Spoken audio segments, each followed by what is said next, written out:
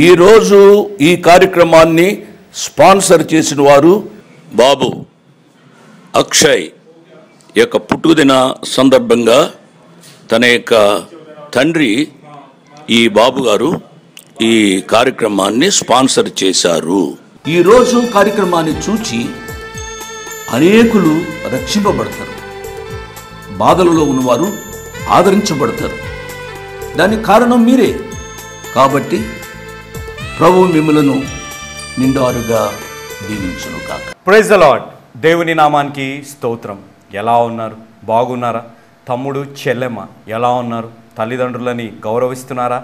సన్మానిస్తున్నారా? లేకపోతే లోకానుసారమైన జీవితం జీవించుకుంటూ వారిని ఎదిరించుకుంటూ జీవిస్తున్నారా? అక్కయ్య, అన్నయ్య, అంకుల్, ఆంటీ మీరు ఎలా ఉన్నారు? దేవుడు నడిపించారు, దేవుడు చిత్తానుసారంగా వివాహము చేసుకున్నాం, కానీ నా భర్త నన్ను మోసం చేస్తున్నాడు, భార్య నన్ను మోసం చేస్తున్నారు, లేకపోతే వారు మమ్మల్ని హింసిస్తున్నారు, చెడు వ్యసనాలకై అలవాటై జీవించి మమ్మల్ని అనుమానిస్తున్నారు. దేవుడు నడిపింపు అని అనుకున్నాం, కానీ ఇలా జరుగుతుంది అని మీరు ఎంతో బాధ పడుతున్నారా? అంకుల్, ఆంటీ, దేవుడు ఎంతగానో మిమ్మల్ని ప్రేమించి ఇచ్చిన కుమారుడే కుమార్తె దేవుడు నడిపించారు అని మీరు అనుకొని వారిని పెంచి పోషించాక ఈరోజు మిమ్మల్ని ఎదిరించుకుంటూ ఇష్టం వచ్చినట్టు వారు జీవిస్తున్నారు. ఇలాంటి పరిస్థితుల్లో మీరు జీవించుకుంటూ ఎంతో ఒంటరితనాన్ని అనుభవిస్తూ నా జీవితంలో ఎవ్వరు నాకు లేరు, నన్ను ప్రేమించేవారు నాకు లేరు అని చెప్పి ఈ బాధ కూడా ఎవరికి చెప్పుకోవాలో తెలియక ప్రార్థన చేసుకుంటూ ఈ ప్రోగ్రాంని మీరు చూస్తున్నారా? మీ బాధ వినడానికి, మీ ప్రార్థనని బలపరచడానికి యేసు అనుచరుల ప్రార్థనా బృందం మీతోని ఉందని మీరు మరవకండి. మీరు ఎల్లప్పుడూ సంతోషంగా ఉండాలి, ఆరోగ్యంగా ఉండాలి. అతి ముఖ్యంగా దేవుని చిత్తానుసారంగా మీ జీవితంలో దేవుని నడిపింపు ద్వారా మీరు నడుస్తూ ఉండాలి అనేదే మా ప్రార్థన. ఈరోజు పునరుద్ధాన దినం, పరిశుద్ధ దినం. మీ సంఘాలకి మీరు వెళ్ళారా? లేకపోతే దేవుడి చిత్తానుసారంగానే కదా నేను వివాహము చేసుకున్నాను, దేవుడు నడిపించారు కాబట్టే నేను వివాహము చేసుకున్నాను, కానీ ఏంటి ఈరోజు నా జీవితం ఎలా ఉంది అని బాధపడుకుంటూ, నా కుటుంబ పరిస్థితులు ఇలా ఉన్నాయి ఏంటిది అని చెప్పి బాధపడుకుంటూ ఇంట్లోనే ఉండిపోయారా? మన జీవితాల్లో ఒక్కటి మనం ఎల్లప్పుడూ గుర్తుపెట్టుకోవాలి, when God guides he provides. ఎప్పుడైతే దేవుడు నడిపిస్తారో దేవుడు మనకి ప్రతిదీ అనుగ్రహిస్తారు, మనకు కావాల్సినవన్నీ దేవుడే మనకి సమకూర్చి మనకి అందచేస్తారు అనేది గుర్తుపెట్టుకోవాలి. మన జీవితంలో ప్రతి సమస్యకి జవాబు దేవుని దగ్గరనే ఉన్నది అనేది మరవకండి. నాతో పాటు కొరింథీయులకు రాసిన 2వ పత్రిక 9వ అధ్యాయం 10వ వచనం. For God is the one who provides seed for the farmer and then bread to eat. In the same way, he will provide and increase your resources and then produce a great harvest of generosity in you. ఏ విధంగా అయితే ఒక వ్యవసాయం చేసేవారికి విత్తనాలు దేవుడే వారికి సమకూర్చి ఇస్తారు, అదేవిధంగా మన జీవితంలో ప్రతి కష్టానికి జవాబు యేసు ప్రభువారే ఇస్తారు అనేది మరవకండి. వాక్యంలోకి వెళ్ళే ముందు ప్రార్థన చేసుకుందాం. వీలైన వారందరూ, అతి ముఖ్యంగా యవనస్తులు, నాతో పాటు ఈ ప్రార్థనలో మోకరించి ఏకీభవించాలి అనేదే నా మనవి. మీరందరూ నాతో పాటు ఈ ప్రార్థనలో ఏకీభవించడం ద్వారా ఎవరి కోసమైతే నేను ప్రత్యేకంగా ప్రార్థన చేస్తున్నాను, వారి జీవితంలో దేవుడు అద్భుత కార్యాలు చేయడంలో, వారి పట్ల దేవుడు కృప చూపెట్టడంలో మీరు కూడా పాలిభాగస్తులే అనేది మరవకండి. ప్రేమల మా తండ్రి, పరిశుద్ధమైన మా ప్రభువా, ఈ కొద్దిపాటి సమయాన్ని మాకు ఇచ్చినందుకు మీకు వేలాది వందనాలు, కృతజ్ఞతలు చెల్లించుకుంటున్నాం. ఈ పునరుద్ధాన దినం, పరిశుద్ధ దినములో ప్రభువా, ధవలవర్ణుడు లోక రక్షకుడైన దేవుడి మీద నమ్మకం ఉంచి, అదేవిధంగా యేసు అనుచరుల ప్రార్థనా బృందం మీద నమ్మకం ఉంచి పంపించిన ప్రార్థన అవసరతల కొరకై ప్రత్యేకంగా ప్రార్థిస్తున్నాం. వారి జీవితాల్లో ఉన్న కష్టాలు, బాధలు, సమస్యలు తొలగిపోవాలని, వారి కష్టాలకి ఒక జవాబు రావాలని పంపించిన ప్రార్థన అవసరతల కొరకే ప్రార్థిస్తున్నాం. ప్రభువా, మా ప్రార్థన, మా విశ్వాసము కంటే మీ ప్రేమ, మీ కృప గొప్పది. కాబట్టి మీ అపారమైన ప్రేమని, కృపని ఈ ప్రార్థన అవసరతలు పంపించిన వారి పట్ల ప్రత్యేకంగా చూపెట్టమని మేము వేడుకుంటున్నాం. ఒక అద్భుత కార్యం ద్వారా వారిని మీరు ముట్టి స్వస్థపరిచి సమస్యలను తొలగించండి. వారిలో ప్రాముఖ్యంగా ప్రభువా, పద్మావతి గారు డిప్రెషన్లో బాధపడుతున్నారు, వనిత గారికి సంతానము లేకుండా బాధపడుతున్నారు ప్రభువా, జకరియా గారు ఉద్యోగం కొరకై, జానథన్ బాడీ పెయిన్స్ కొరకై, తిమోతి పెళ్లి కొరకై ప్రార్థిస్తున్నాం. అదేవిధంగా ప్రభువా, కిరణ్ యొక్క సెటిల్మెంట్ కొరకై ప్రార్థిస్తున్నాం ప్రభువా, బ్లెస్సీ యొక్క చదువుల కొరకై ప్రార్థిస్తున్నాం ప్రభువా, లేవి యొక్క ఆరోగ్యం కొరకై ప్రార్థిస్తున్నాం. వీరందరినీ ప్రభువా మీరు ముట్టి స్వస్థపరచండి, వారి ప్రార్థనని ఆలకించమని వేడుకుంటున్నాం. ప్రవ్వా ఈరోజు ఈ టీవీ ప్రోగ్రామ్ని స్పాన్సర్ చేసిన ఈ బాబు గారు కరీంనగర్ నుంచి వారి కుమారుడు అక్షయ్ బాబు జన్మదిన సందర్భంగా ఈ ప్రోగ్రామ్ని స్పాన్సర్ చేశారు. ఆ బాబుని నిండుగా దీవించి ఆశీర్వదించండి, ఆ కుటుంబాన్ని నిండుగా దీవించి ఆశీర్వదించమని వేడుకుంటున్నాం. వారొక్కరు ఈ ప్రోగ్రామ్ని స్పాన్సర్ చేయడం ద్వారా కోట్లాది ప్రజలు ఈ వాక్యాన్ని విని రక్షణ పొందే అవకాశాన్ని దయచేసినందుకు మీకు ఎంతో వందనాలు, కృతజ్ఞతలు చెల్లించుకుంటున్నాం. ఈ టీవీ ప్రోగ్రామ్ని చూస్తున్న ప్రతి బిడ్డని, ఈ ప్రార్థనలో ఏకీభవిస్తున్న ప్రతి బిడ్డని పేరు పేరున దీవించి ఆశీర్వదించమని వేడుకుంటూ యేసుక్రీస్తు అతి పరిశుద్ధమైన నామం అడిగి వేడుకుంటున్నాం తండ్రి, ఆమేన్. నాతో పాటు ప్రార్థనలో ఆమెన్ చెప్పిన ప్రతి బిడ్డని దేవుడు నిండారుగా దీవించునుగాక. ఈరోజు నా వాక్య అంశం హానరింగ్ అదర్స్, ఇతరులని సన్మానించడం, ఇతరులని గౌరవించడం. ఈ అంశాన్ని నేను వివరించే ముందు ఒక వీడియోని మనం చూద్దామా? ఈ స్త్రీ ఒక పేదరికంలో తన భర్త వదిలేసిన స్త్రీ.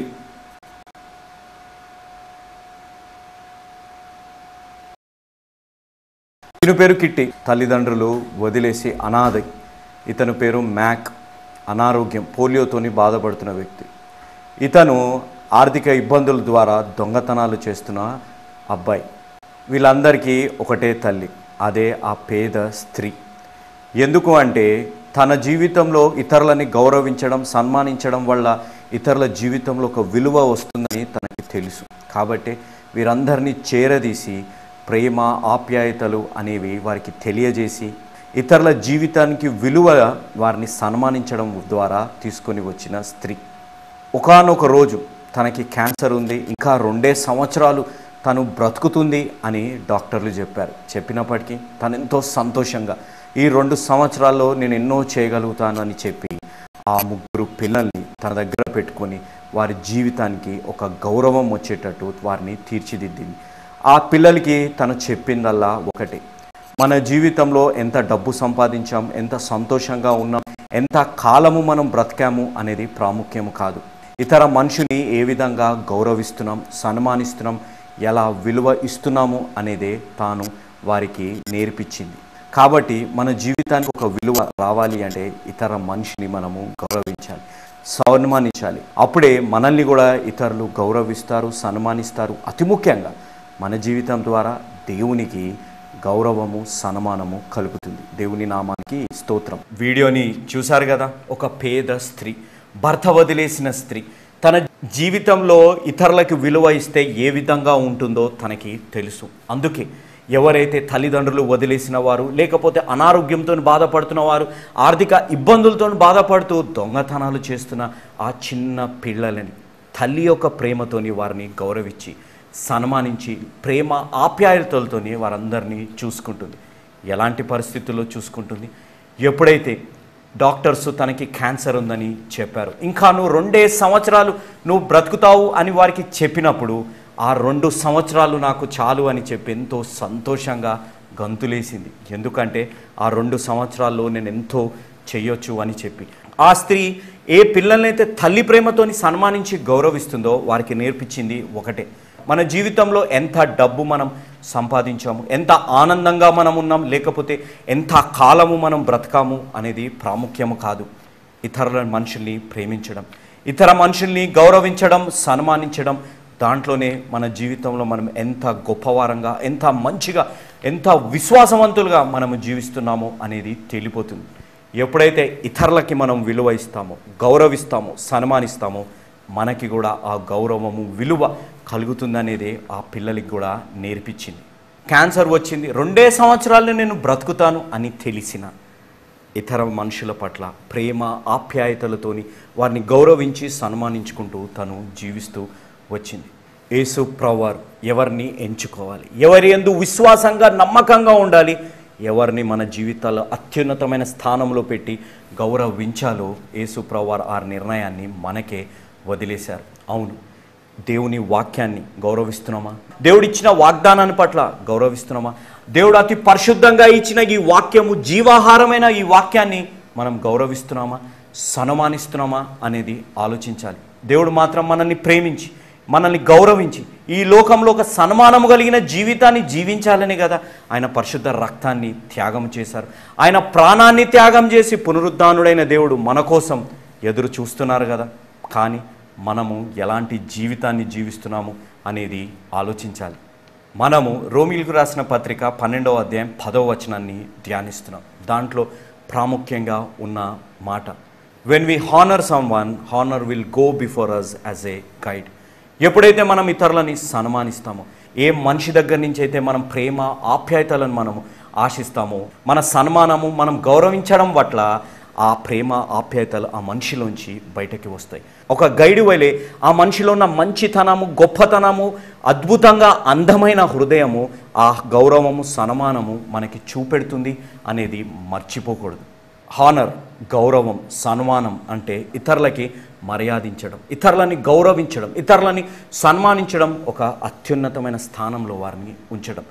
డిస్హానర్ అంటే విలువలేనిది, మనం మర్యాద ఇవ్వనిది, ఏదో అసాధారణమైనది, మన జీవితంలో దానికి పెద్ద విలువ లేకుండా దాన్ని మనం గౌరవించకుండా ఉండేదాన్ని డిస్హానర్ అని అంటారు. కాబట్టి హానర్ అంటే ప్రాముఖ్యమైన మీనింగ్ ఏంటిది? Honour is something you give, not take. అంటే గౌరవము, సన్మానము అనగా మనము ఇచ్చేది, పుచ్చుకొనేదే కాదు అనేది గుర్తుపెట్టుకోవాలి. ఏంటి బ్రదర్ ఈ విధంగా అంటున్నారే అని మీలో చాలామంది ప్రశ్నిస్తుండొచ్చు. అవును, ఇతరులు మనల్ని గౌరవించేటట్టు, ఇతరులు మనల్ని సన్మానించేటట్టు మనము జీవించాలి. ఎప్పుడు ఇతరులు నేను ఎలా ఉన్నా నన్ను గౌరవించాలి, నేను ఎలా ఉన్నా నన్ను సన్మానించాలి, నేను పెద్దవాడిని కాబట్టి నన్ను సన్మానించాలి అంటే కుదరదు. మన జీవితంలో ఇతరులకు కూడా మనము గౌరవం ఇవ్వాలి. ఇతరులకు కూడా వయసుతోని నిమిత్తము లేకుండా వారిని మనము గౌరవించాలి. యేసు ప్రభువారు నేర్పించింది కూడా అదే మనకి. ఎప్పుడైతే ఇతరులు గౌరవించేటట్టు, సన్మానించేటట్టు మనం జీవిస్తేనే వారు మనల్ని గౌరవిస్తారు అనేది గుర్తుపెట్టుకోవాలి. చాలామంది జీవితాల్లో ఉన్న కంప్లైంట్, నా భార్య నన్ను గౌరవించదు, నా భర్త నన్ను గౌరవించరు, నా పిల్లలు నన్ను గౌరవించరు అని చెప్పి చాలామంది కంప్లైంట్ చేస్తుంటారు. కానీ ఆ కంప్లైంట్ చేసేదానికంటే ముందు ఒకసారి మనల్ని మనం ప్రశ్నించుకోవాలి. వారు గౌరవించేటట్టు మనం జీవించి ఇస్తున్నామా, సన్మానించేటట్టు మనము జీవిస్తున్నామా అనేది ఆలోచించాలి. ఇతరుల నుంచి సన్మానము, గౌరవం మనం ఆశించే దానికంటే ముందు ఒక మంచి భర్తగా, మంచి భార్యగా, కుమారుడు కుమార్తెగా, తల్లిదండ్రులుగా, తోబుట్టులుగా గౌరవము ఇచ్చే జీవితాన్ని మనము జీవించాలి. దాన్నే గౌరవము, సన్మానము, హానర్ అని చెప్పి అంటారు. మన జీవితాల్లో ఒక సంతోషకరమైన వైవాహిక జీవితము, లేకపోతే ఆనందకరమైన జీవితం, శాంతి సమాధానాలతో కూడిన వైవాహిక జీవితం, కుటుంబ జీవితము మన జీవితాల్లో ఉండాలి అంటే ఏమి చేయాలో తెలుసా? పేతురు గారు రాసిన మొదటి పత్రిక 3వ అధ్యాయం 7వ వచనం, in the same way you husbands must give honour to your wives, treat your wife with understanding as you live together. She may be weaker than you are, but she is your equal partner in God's gift of new life. Treat her as you should, so your prayers will not be hindered. నా భర్త నన్ను సన్మానించట్లేదు, నా భార్య నన్ను సన్మానించట్లేదు, గౌరవించకుండా జీవిస్తున్నారు, లెక్క చేయకుండా జీవిస్తున్నారు, బాధ్యత లేకుండా జీవిస్తున్నారు అని మనం కంప్లైంట్ చేసే కానికంటే ముందు వారు గౌరవించేటట్టు మనం జీవిస్తున్నామా, వారు సన్మానించేటట్టు ఆత్మీయ జీవితము, విశ్వాస జీవితంలో మనము జీవిస్తున్నామా అనేది ఆలోచించాలి. ఎప్పుడైతే మనం సన్మానించేటట్టు, గౌరవించేటట్టు మనం జీవిస్తామో అప్పుడే కదా వారు మనల్ని గౌరవించేది, సన్మానించేది. ఇక్కడ పేతురు గారు రాసిన మొదటి పత్రికలో మనం గమనిస్తే భార్యలని సన్మానించాలి, భార్యలని ప్రేమించాలి. ఎవరైతే తన భార్యని ప్రేమిస్తారో తనను తాను ప్రేమించుకున్నట్టే అని అన్న మాట వ్రాయబడ్డది. కానీ మన జీవితాల్లో భార్యని ప్రేమిస్తున్నామా, భర్తని మనము ప్రేమిస్తున్నామా, గౌరవించి సన్మానించే జీవితాన్ని మనము జీవిస్తున్నామా అనేది ఆలోచించాలి. మీలో చాలామంది ప్రశ్నిస్తుండొచ్చు, బ్రదర్ గౌరవించి సన్మానించి జీవిస్తే మాకు ఏమి కలుగుతుంది అని. మీరు ఆ వాక్యంలో కానీ చదివితే మీ ప్రార్థనలకు అభ్యంతరము కలగకుండానట్లు జరుగుతుంది. Your prayer will not be hindered. ఎప్పుడైతే మీరు ప్రార్థిస్తారో, మీ భార్యని ప్రేమించి సన్మానించి గౌరవించాక మీరు ప్రార్థన చేస్తారో దానికి ఎలాంటి అభ్యంతరము కలగదు అనేది గుర్తుపెట్టుకోవాలి. కాబట్టి ఏ పరిశుద్ధ వివాహంలో మనం ఉంటామో ఆ పరిశుద్ధ వివాహంలో భార్యని సన్మానించాలి, భర్తని గౌరవించాలి, తల్లిదండ్రులని మనం గౌరవించి దీర్ఘాయుష్మంతులుగా ఈ భూలోకంలో ఆశీర్వాదాలు మనం పొందాలంటే ఒకరినొకరు మనం సన్మానించుకొని, గౌరవించుకొని దేవుని ప్రేమని మనము చాటి చెప్పాలి అనేది మరవకండి. నేను ఒక ఉదాహరణ చెప్తాను. ఒకానొక రోజు జాన్ ఫెరియర్ అనే ఒక పైలట్ తన జట్టుని నడుపుతున్నారు. వారు ఎన్నో విన్యాసాలు ఆకాశంలో ఒక 4 పైలట్లు కలిపి చేస్తున్నారు. కిందున్న ప్రజలంతా కేరింతలేసి చప్పట్లు కొడుతుంటే వారు ఎంతో మంచి మంచి విన్యాసాలు ఆ ఫ్లైట్ ద్వారా, జెట్ ద్వారా చేస్తున్నారు. ఒకానొక సమయంలో ఆ జాన్ ఫెరియర్ అనే ఫ్లైట్ నుంచి పొగలొస్తుంటే అక్కడున్న విలియం అనే ఇంకొక పైలట్, నీ ఫ్లైట్లోంచి పొగలొస్తున్నాయి, నువ్వు జాగ్రత్తగా ఉండు అని మైక్ నుంచి ఎంతగా చెప్తున్నా ఆ మైక్లో ఉన్న మాటలు ఆ జాన్ ఫెరియర్ వినలేకపోతున్నాడు. ఆ పొగ మంట రూపంలోకి వచ్చి ఎంతగానో విస్తరిస్తూ ఆ ప్రజల మధ్యలోకి దూసుకొని వస్తున్న ఆ ఫ్లైట్ని జాన్ ఫెరియర్ ఎంతో ధైర్యముతోని దాన్ని పైకి తీసుకొని వెళ్ళిపోయాడు. తీసుకొని వెళ్ళి ఎంతగానో వారి స్నేహితులు ప్రయత్నిస్తున్నారు, నీ దగ్గర నుంచి మంట వస్తుంది కాబట్టి నువ్వు ఆ ఫ్లైట్ని వదిలేయి అని ఎంతగా చెప్పిన జాన్ ఫెరియర్ మాత్రం ఆ ఫ్లైట్ని ఎక్కడైతే జనసమూహం లేకుండా ఉన్న స్థలంలో ఆ ఫ్లైట్తోనే వెళ్ళిపోయాడు. వారి స్నేహితులు అనుకున్నారు ఆ ఫ్లైట్లో జాన్ ఫెరియర్ ఉండకపోవచ్చు, అతను తప్పించుకొని ఉండొచ్చులే అని అనుకున్నారు. కానీ ఎప్పుడైతే ఆ స్నేహితులు ఆ ఫ్లైట్ దగ్గరికి వచ్చారో జాన్ ఫెరియర్ శవము ఆ ఫ్లైట్లో ఉంది. వారు ఎంతగానో బాధపడ్డారు. అతను అనుకుంటే తనని తాను కాపాడుకోవచ్చు, అతను అనుకుంటే ఆ ఫ్లైట్ని ఆ ప్రజల మీదనే వదిలేసి వెళ్ళిపోవచ్చు. కానీ అతను అలా చేయలేదు. తన జ్ఞాపకార్థ కూడికలో తన భార్య ఒక మాట అన్నది. ఎప్పుడైతే జాన్ ఫెరియర్ శవం మా ఇంటికి వచ్చి అతని బట్టల్ని మాకు ఇచ్చారు, ఆ బట్టల్లో ఒక మాట రాసింది, ఐ యామ్ ద థర్డ్, నేను 3వ స్థానంలో ఉన్నవాడిని అని అన్నారు. అంటే దానికి ఆ భార్య ఇచ్చిన జవాబు, మొదటి స్థానంలో దేవుడు ఉన్నాడు, 2వ స్థానంలో ఇతర మనుషులు ఉన్నారు, 3వ స్థానంలో నేను ఉన్నాను అని అర్థము అని అన్నారు. ఎప్పుడైతే ఆ ఫ్లైట్ మంటలతోని ఆ ప్రజల దగ్గర కూలాల్సిందో దాన్ని ఎప్పుడైతే జాన్ ఫెరియర్ తప్పించాడో అక్కడున్న ప్రజలు అన్న మాట, మా స్థానంలో అతను మరణించాడు అని అన్నారు. ఆ భార్య కూడా అన్న మాట అతని 3వ స్థానం, అంటే అతని జీవితంలో మొదటి స్థానాన్ని దేవుడుకు, 2వ స్థానాన్ని తోటి మానవుడికి, 3వ స్థానాన్ని తనకి తాను పెట్టుకున్నారు. అలాంటి జీవితాన్ని యేసు ప్రభువారు కూడా జీవించారు. నా స్థానాన్ని యేసు ప్రభువారే తీసుకున్నారు. అనుకుంటే ఈ లోకానికి రావాల్సిన అవసరం లేదు, పాపంలో మనం చనిపోయినా లెక్క చేయకుండా ఉండవచ్చు. కానీ దేవుడు మనల్ని ఎంతగానో ప్రేమిస్తాడు. మనము చనిపోవాల్సింది, మనము హింసపడాల్సింది, మనము ఆ సిలువలో మనం మరణించాల్సింది యేసు ప్రభువారు మరణించారు. తోటి మానవుణ్ణి గౌరవించారు కాబట్టి తోటి మానవుణ్ణి యేసు ప్రభువారి జీవితం ద్వారా సన్మానించారు. ఆయన పునరుద్ధానుడై విజ్ఞాపన ఎవరి కోసం చేస్తున్నారు? పాపులమైన మన కోసము అనేది మరవకండి. ఆ జాన్ ఫెరియర్ కూడా ఏమి చేశాడు?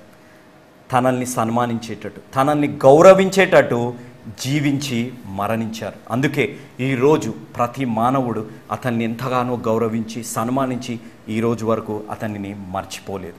మన జీవితాల్లో కూడా గమనించాలి. సన్మానము, గౌరవము అనగానే నాకు అందరూ ఇవ్వాలి అనే దానికంటే ముందు అందరూ గౌరవించేటట్టు మనం ముందుగా జీవించాలి అనేది మరవకండి. ఈరోజు మనం పేతురు గారు రాసిన 2వ పత్రిక 3వ అధ్యాయం 11వ వచనం 12వ వచనం గమనిద్దాం. మీరు ఈ వచనాన్ని కానీ గమనిస్తే ఆధ్యాత్మిక జీవితం జీవించాలి, విశ్వాసులుగా జీవించాలి అనేది చాలా సాధారణమైన మాట అయిపోయింది ఈ రోజుల్లో.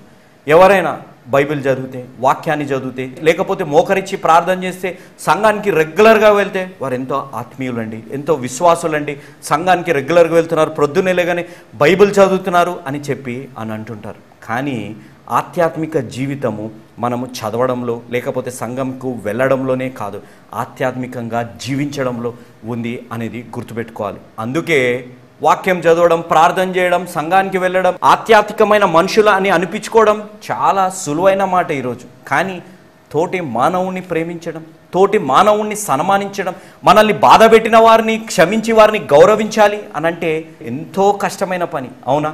కానీ యేసుప్రభు వారు అలా చేయలేదే. యేసుప్రభు వారిని బాధ పెట్టుకుంటూ ఈనాటి వరకు మనం జీవిస్తూనే ఉన్నాం కదా. ఆయన ప్రేమించారు, క్షమించారు, మనల్ని గౌరవిస్తున్నారు. మనకి మాత్రం తోటి మానవుని, తల్లిదండ్రులని, తోబుట్టుల్ని, పెద్దవారిని, స్నేహితుల్ని, సంఘ కాపరిని గౌరవించాలి అని అంటే మనకు నచ్చినట్టు వారు ఉండాలి. లేకపోతే మనం వారిని సన్మానించాం, ఇష్టం వచ్చినట్టు వారితోని మనము ప్రవర్తిస్తుంటాం. ఏంటి బ్రదర్, తోటి మానవుణ్ణి సన్మానించాలి, గౌరవించాలని పదే పదే అంటున్నారే అని మీలో ప్రశ్నిస్తుండొచ్చు. తోటి మానవుణ్ణి ఎందుకు సన్మానించాలి, గౌరవించాలి అనగా ఆ మానవుడు దేవుని రూపంలో సృష్టింపబడ్డవాడు.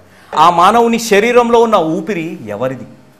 దేవుని ఊపిరి ఉంది. కాబట్టి దేవుని రూపంలో సృష్టింపబడ్డవైన మానవులుగా మనం ఉన్నప్పుడు గౌరవించేటట్టు జీవిస్తున్నామా? ఇతరులు మనల్ని గౌరవించాలి అనే జీవితాన్ని మనము జీవిస్తున్నామా? తల్లిదండ్రులను మనం సన్మానిస్తున్నామా అనేది ఆలోచించాలి. ఆధ్యాత్మిక జీవితం అనగానే బైబిల్ చదవడం, ప్రార్థన చేయడం, లేకపోతే సంఘాలకి వెళ్ళడం, కంఠస్థ వాక్యాలు రావడమే కాదు. తోటి మానవుణ్ణి ఆదరించడం, గౌరవించడం, సన్మానించడం కూడా ఆధ్యాత్మిక జీవితంలో ఒక భాగము అనేది గుర్తుపెట్టుకోవాలి. When we honour others, it's a part of godly living అనేది గుర్తుపెట్టుకోండి. మీరు అడుగుతుండొచ్చు, బ్రదర్ మేము గౌరవిస్తాం, సన్మానిస్తాం, కానీ ఏమి జరుగుతుంది అని.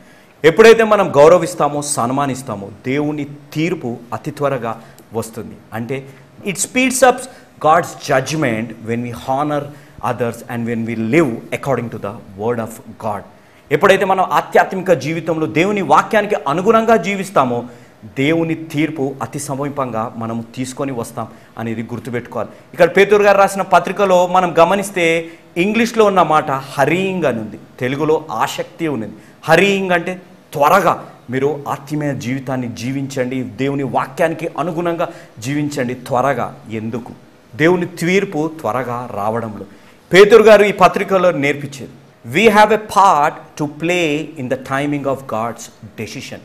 మన జీవితంలో మనం ఒక పాత్ర పోషిస్తాం. దేంట్లో దేవుడు ఏ సమయంలో ఏ నిర్ణయం తీసుకోవాలి అనే నిర్ణయంలో మనది ఒక పాత్ర ఉంది అనేది గుర్తుపెట్టుకోవాలి. ఏంటి బ్రదర్ ఈ విధంగా అంటున్నారని? ఇంగ్లీష్ బైబిల్లో కానీ మనం గమనిస్తే he said hurry to live A godly life. అంటే త్వరగా మీరు ఆధ్యాత్మిక జీవితాన్ని జీవించండి. దేవుడు తీర్పు వచ్చే రోజు, దేవుడు ఏ సమయంలో ఏది చేయాలో మన విశ్వాస జీవితం వల్ల జరుగుతుంది అనేది గుర్తుపెట్టుకోవాలి. ఏంటి బ్రదర్ ఈ విధంగా దేవుడు తీసుకునే నిర్ణయాల్లో మన పాత్ర ఎలా ఉంటుంది అని మీరు అంటుండొచ్చు.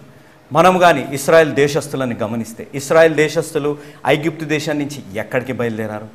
వాగ్దానపు దేశానికి బయలుదేరారు. కానీ ఆ వాగ్దానపు దేశానికి దేవుడు వారిని తీసుకెళ్తుంటే ఎందుకు 40 సంవత్సరాలు పట్టింది? ఎందుకంటే ఆ కాదేశ్ బర్నియా దగ్గర మోషే కానీ, యెహోషువ కానీ, కాలేబ్ గారు కానీ వారు దేవుడికి అనుగుణంగా జీవించారు, దేవుడి వాక్యానికి అనుగుణంగా వారు నిలబడ్డారు. ఇతరులు అంతా దేవునికి వ్యతిరేకంగా జీవించారు. కాబట్టి అంత ఆలస్యము జరిగింది. దేవుడు ఒక నిర్ణయము తీసుకున్నారు, నా ప్రజల్ని వాగ్దానపు దేశానికి నేను తీసుకొని వెళ్తానని. కానీ ఆ నిర్ణయము ఆలస్యము ఎందుకైంది? ఇశ్రాయేల్ దేశస్తులు తీసుకున్న నిర్ణయాలు బట్టి. అవును, we have a part to play in the timing of God's decision అనేది గుర్తుపెట్టుకోవాలి. త్వరగా వెళ్ళవలసిన ఇశ్రాయేల్ దేశస్తులు వాగ్దాన దేశానికి 40 సంవత్సరాలు బట్టి. మన జీవితాల్లో కూడా కొన్ని విషయాలు ఆలస్యం అవుతుండొచ్చు. భర్త భార్య మారకుండా, కుమారుడు కుమార్తె మారకుండా, లేకపోతే మన పరిస్థితిలో వివాహము జరగకుండా, ఆర్థిక ఇబ్బందులు తొలగకుండా, అనారోగ్యం తొలగకుండా, ఆధ్యాత్మికంగా మనము బలంగా లేనందువల్లనే ఇవన్నీ జరుగుతున్నాయి. దేవుడు ఎప్పుడో మన జీవితాన్ని పట్ల ఒక నిర్ణయం తీసుకున్నారు. అబ్రహాం గారికి ఇచ్చిన వాగ్దానాన్ని మన పట్ల నెరవేర్తానికి, దేవునితోని యేసు ప్రభువారితోని మనం సహవాసము చేయాలి అని దేవుడు నిర్ణయము తీసుకున్నారు. మన జీవితంలో మనం ఆ నిర్ణయాన్ని ఆలస్యము చేస్తున్నాం. ఎందుకంటే మన జీవిత విధానాన్ని బట్టి తోటి మానవుణ్ణి మనము ప్రేమించాం, దేవుణ్ణి మనము గౌరవించాం, తల్లిదండ్రులని మనం సన్మానించకుండా జీవిస్తే మన జీవితాల్లో ఉన్న కష్టాలు తొలగడంలో చాలా ఆలస్యము జరుగుతుంది అనేది గుర్తుపెట్టుకోవాలి. అక్కడ ఇశ్రాయేల్ దేశస్తులు కూడా they delayed the God's blessing towards them. దేవుడు వారికి ఇచ్చిన ఆశీర్వాదము, దేవుడు వారికి చూపెట్టబోతున్న వాగ్దానపు దేశము ఎందుకు ఆలస్యమైంది? వారు క్రియలు బట్టి ఆలస్యమైంది. మన జీవితాల్లో దేవుడు మనల్ని తప్పనిసరిగా ఆశీర్వదిస్తారు, మంచి ఆరోగ్యాన్ని, మంచి ఆర్థికంగా మనల్ని స్థిరపరుస్తారు. కానీ ఎందుకు ఆలస్యము జరుగుతుంది? దాంట్లో ప్రాముఖ్యమైన కారణం మనమే అనేది గుర్తుపెట్టుకోవాలి. మన జీవితాల్లో దేవుని ఆశీర్వాదం, దేవుని తీర్పు, లేకపోతే మన కష్టాలలో దేవుడు మనకి జవాబు ఇవ్వాలి అనేది, త్వరగా రావాలి అన్నా, ఆలస్యము కావాలి అన్నా అది మన చేతుల్లోనే ఉంది. ఎందుకంటే ఎప్పుడైతే కష్టాలు వచ్చాయో మనం విశ్వాసంగా జీవించాలి, ఇంకా నమ్మకంగా జీవించాలి. మన విశ్వాసాన్ని చూసి దేవుడు త్వరగా మన కష్టాలకి జవాబు చెప్పేటట్టు అంత ఆత్మీయంగా మనము జీవించాలి. కానీ మానవులు చేసే పనంతా ఏంటిది? సొంత నిర్ణయాలు తీసుకుంటారు. సొంత నిర్ణయాలు తీసుకొని ఇష్టం వచ్చినట్టు జీవిస్తుంటారు. ఆత్మీయంగా వారు జీవించకుండా, విశ్వాసంగా నమ్మకంగా జీవించకుండా ఇశ్రాయేలు దేశస్తుల వలె వాగ్దానపు దేశానికి వెళ్ళాల్సింది ఆలస్యము చేసేసారు. సొంత నిర్ణయము తీసుకొని మన జీవితాల్లో కూడా దేవుడు ఆయన కృపని మన పట్ల, ఆయన ఆశీర్వాదాన్ని మన పట్ల కుమ్మరించాలి. వాగ్దానపు దేశానికి నేను కూడా మిమ్మల్ని తీసుకెళ్తాను అని అంటే సొంత నిర్ణయాలు తీసుకొని ఆ వాగ్దానపు దేశాన్ని మనము చూడలేకపోతున్నాం. ఆ వాగ్దానాలు మన జీవితాల్లో నెరవేరకుండా మనమే చేస్తున్నాము అనేది గుర్తుపెట్టుకోవాలి. మన జీవితాల్లో పరిశుద్ధ వివాహము చేసుకున్నాం, ఏదైనా సమస్య వచ్చినప్పుడు జవాబు ఎక్కడుంది? యేసు పరిశుద్ధ పాదాల దగ్గర ఉంది. కానీ మానవుడు తీసుకునే సొంత నిర్ణయం న్యాయ వ్యవస్థ దగ్గరికి వెళ్ళి తీర్పులు తీసుకుంటున్నారు. ఎందుకు ఈరోజు సంఘాలలో ఇన్ని కొట్లాటలు ఉన్నాయి? సంఘాలలో విభేదాలు వచ్చి సంఘాలకి సంబంధించిన విషయాలు ఎందుకు న్యాయ వ్యవస్థలో ఉన్నాయి? మనకు వచ్చినప్పుడు కష్టం, బాధ, సమస్య, భేదాభిప్రాయం ఏమైనా మన కుటుంబంలో కానీ మన సంఘాలలో వస్తే దానికి జవాబు దేవుని దగ్గర ఉంది కానీ న్యాయ వ్యవస్థలో కాదు అనేది గుర్తుపెట్టుకోవాలి. కాబట్టి సొంత నిర్ణయం అయితే ఎప్పుడైతే మనము తీసుకుంటామో దేవుని ఆశీర్వాదాన్ని మనము ఆలస్యము చేస్తున్నాము అనేది గుర్తుపెట్టుకోవాలి. మన జీవితంలో ప్రతి కష్టంకి, ప్రతి సమస్యకి దేవుని పాదాల దగ్గరనే జవాబు ఉంది అనేది గుర్తుపెట్టుకోవాలి. మనల్ని బాధ పెట్టారు, మనల్ని కష్టపెట్టారు, నన్ను అవమానించారు, నన్ను హింసించారు, నన్ను లెక్క చేయకుండా చూశారు, నన్ను గౌరవించట్లేదు, నన్ను సన్మానించట్లేదు అని బాధపడే కంటే దేవుడు చెప్తున్న మాట, పేతురు గారు రాసిన మొదటి పత్రిక 3వ అధ్యాయం 9వ వచనం, ఆశీర్వాదములకు వారసులవుటకు మీరు పిలువబడితిరి గనుక కీడుకు ప్రతి కీడు అయినను దూషణకు ప్రతి దూషణ అయినను చేయక దీవించుడి. ఆశీర్వాదానికి వారసులు కావాలంటే ఏం చేయాలి? కీడుకు ప్రతి కీడు చేయాలా? కాదు కదా. దేవుడు అంటున్నమాట, నిన్ను హింసించారా, బాధ పెట్టారా, వారిని నువ్వు ప్రేమతోనే నువ్వు మార్చాలి అని చెప్పి అంటున్నా. ఎప్పుడైతే మనం తోటి మానవుణ్ణి గౌరవిస్తామో, మన తోబుట్టుల్ని సన్మానిస్తామో, మన తల్లిదండ్రులను ప్రేమించి గౌరవిస్తామో, వారిని మనల్ని ఎంతగా బాధ పెట్టినా పర్వాలేదు, మనము మాత్రం వారిని ప్రేమించాలి. అలా ప్రేమించడం వల్ల ఏమి జరుగుతుంది? ఆశీర్వాదానికి వారసులు మనము అవుతాము అనేది గుర్తుపెట్టుకోవాలి. ఈరోజు మన జీవితాల్లో ఎలా జీవిస్తున్నాం? పూర్ణ ఫలము మన జీవితాల్లో రావాలి అంటే మన తల్లిదండ్రులని సన్మానించాలి, మన తోబుట్టుల్ని మనము ప్రేమించాలి. ఎంతగా మనల్ని వారు ద్వేషించినా, ఎంతగా వారు మనల్ని హింసించినా, మన మనసుకి కష్టము కలిగించినా వారిని మనం క్షమించి మన ప్రేమతోని వారిని మనము మార్చాలి. మన జీవితం ఇతరులు సన్మానించేటట్టు, గౌరవించేటట్టు మనము జీవించాలి. అలాంటి జీవితం మన జీవితాల్లో రావాలి అంటే మన పాపాల్ని మనం ఒప్పుకోవాలి. దేవుడిని మన సొంత రక్షకునిగా మనము అంగీకరించాలి. అలా అంగీకరించగలిగితే దీర్ఘాయుష్మంతులము మనము అవుతాం. మనకు పూర్ణ ఫలము మనకి దొరుకుతుంది. మనకు సగము ఫలము లేకపోతే ఏ ఫలము లేకుండా జీవించేదానికంటే పూర్ణ ఫలముతోని మనము దేవుడి దగ్గరికి వెళ్దాం. అలాంటి జీవితం బ్రదర్ నా జీవితంలో రావాలి. నా తల్లిదండ్రులను ఇన్ని రోజుల నుంచి నేను వేధిస్తున్నాను, ఈ రోజు నుంచి వారిని నేను సన్మానిస్తాను. నా తోబుట్టు నన్ను ఎంతగా కష్టపెట్టినా వారిని క్షమించి నేను ప్రేమిస్తాను, లేకపోతే నా తోబుట్టుని నేను సన్మానిస్తాను, నా పెద్దల్ని నేను సన్మానిస్తాను అని మీ ఆలోచనలు ఉంటే ఈరోజే ఒక నిజమైన యేసు అనుచరుడుగా మారండి. ఎందుకు అనగా యేసు మార్చేది జీవితాలు, మతాలు కాదు అనేది మరవకండి. గత వారమంతా మన జీవితాల్లో ఉన్న చింతలు, నిరాశ నుంచి, అతి ముఖ్యంగా పాపము నుంచి మనకి స్వాతంత్రము, స్వేచ్ఛ కావాలని ప్రార్థన అవసరతలు పంపించిన ప్రతి బిడ్డ కొరకై ప్రార్థించాం. దేవుడు మా ప్రార్థనని ఆలకించినందుకు దేవుడికి ఎంతో వందనాలు, కృతజ్ఞతలు మేము చెల్లించుకుంటున్నాం. వచ్చే వారమంతా నా జీవితంలో నేను తల్లిదండ్రులను సన్మానించాలి, నా జీవితం ద్వారా దేవుడిని సన్మానించాలి, దేవుడిని గౌరవించాలి అనే ఆశ కలిగిన వారు మీ ప్రార్థన అవసరతలన్నీ ఈ కింద ఉన్న ఫోన్ నెంబర్లకి ఇవ్వమని నా మనవి. యేసు అనుచరులు ఒక మిషనరీ సంస్థ. ఈ మిషనరీ సంస్థ నిర్వహించు సమాధాన సమయం అనే ఈ కార్యక్రమం నిర్విఘ్నంగా కొనసాగాలి అంటే మీరు మాకు సహాయపడాలి. ఏంటి బ్రదర్ ఈ విధంగా సహాయం అడుగుతున్నారే అని మీలో చాలామంది ఆశ్చర్యపోతుండొచ్చు, నన్ను ప్రశ్నిస్తుండొచ్చు, మీలో కొంతమందికి నచ్చకపోవచ్చు కూడా.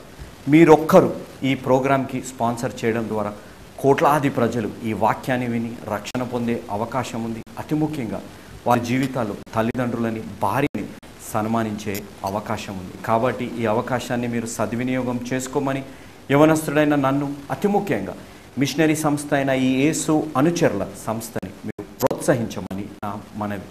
ఇంతవరకు వాక్యాన్ని విన్న ప్రతి బిడ్డని దేవుడు నిండారుగా దీవించునుగాక. ఆమేన్.